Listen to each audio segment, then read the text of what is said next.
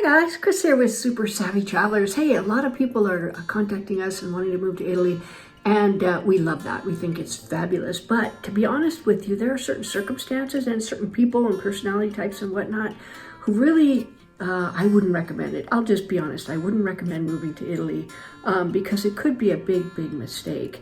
And it's quite a life change. So I've made up a list of like 5 things that I would look for in people that maybe should look a little harder or really assess the situation before just jumping on a plane and coming over to live. And the first one is, have you ever been to Italy for like any length of time? Right? You know, you spend a few days in Montepulciano, or you go to Rome and you love Rome, or you go to Florence and you love Florence. But have you spent any time there? Have you ever actually like really sort of lived there, even for a week or two? There's a lot of things that you find out once you're living there that you may not like. And, you know, when you're on a vacation, it's all new, it's all exciting, it's all fun. But, you know, of course, I love Florence. And at one time I was like, oh, I'd love to live in Florence. But then, you know, I went there in June and it was just so packed. And I was like, oh, this would drive me crazy. And I'm glad we didn't go move to Florence. And, you know, Montepulciano, same thing. I love Montepulciano. We were just up there the other day, day before yesterday, having lunch with a friend of ours.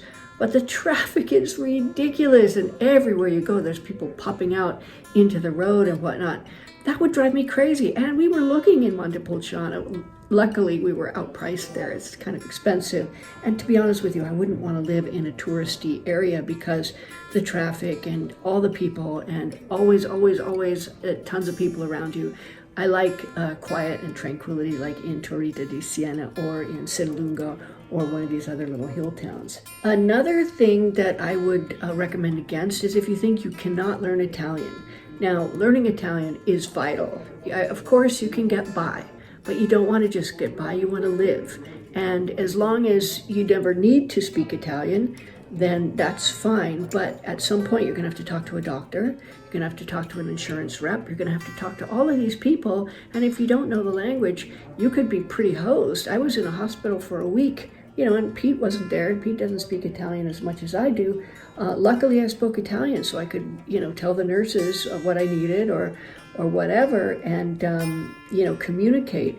But even the mechanic and those things, it's, you know, it's just basic Italian where you can actually communicate with people is so, so vital. Another thing is if you want everything to be like in America or like in Canada or something like that. I hear expats, you know, and sometimes they gripe, and they're griping about things because they're not like in America or in the UK or in Canada. You know, the bureaucracy, of course, and all of these other things. But that comes with the territory. It comes with your move over here. So if you want everything to be like where you came from, it's probably best to stay there because everything's going to be different here.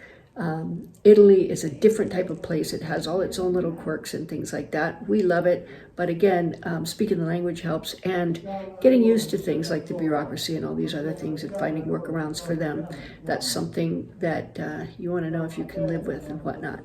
Another thing is if you don't have any outside interests, and like if you live alone or even as a couple, you know, if you come live over here, I hate to say it, but sooner or later, one of you is going to go, and what happens with the other one?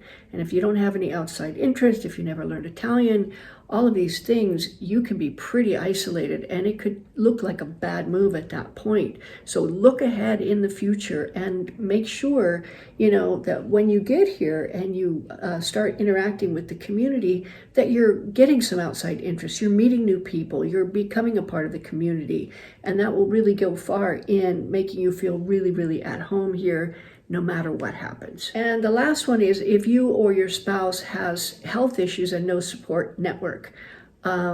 It's wonderful that you have a community here. And yes, the communities do look out for you, but nobody's going to be able to look out for you 24/7.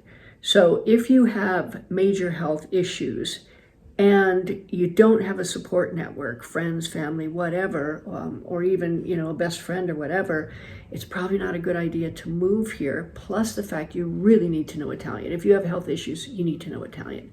So those are my 5 things. Those are the 5 things that pop out to me right now. Other than that, you know, definitely come over. And when you come to look, come and stay months. and get a place and stay wherever you want to buy your house. And then once you've been there for a while, then buy your house. I think it'll be a much, much better fit, and you'll know that you're not making a huge mistake. There you go, guys. See you soon.